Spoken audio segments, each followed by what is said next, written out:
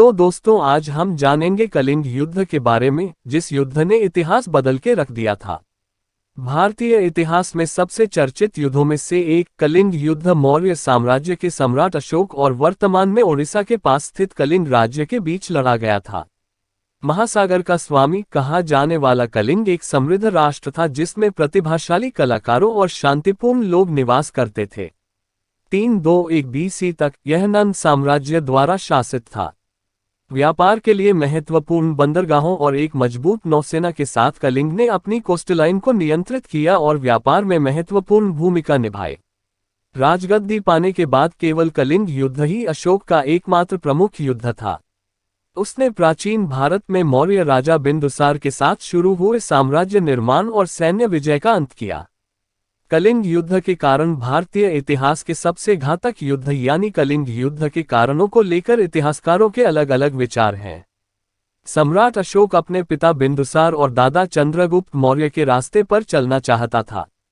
नंदों के शासनकाल के दौरान कलिंग मगध साम्राज्य का एक प्रांत था, लेकिन चंद्रगुप्त मौर्य द्वारा नंदों की हार के बाद कलिंग एक स्वतंत्र राज्य बन गया।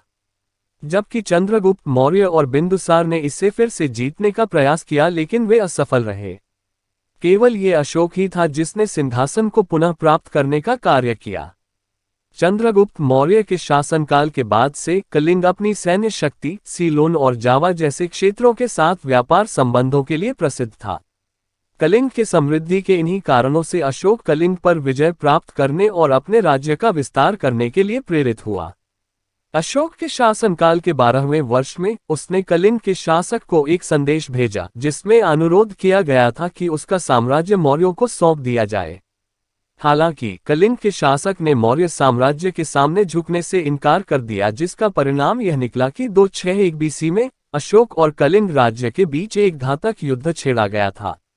इस युद्ध में कलिंग के लोगों ने मौर्य सेना के खिलाफ एक बहादुर लड़ाई लड़ी। देखते ही देखते समृद्ध कलिंग युद्ध के मैदान में तब्दील हो गया।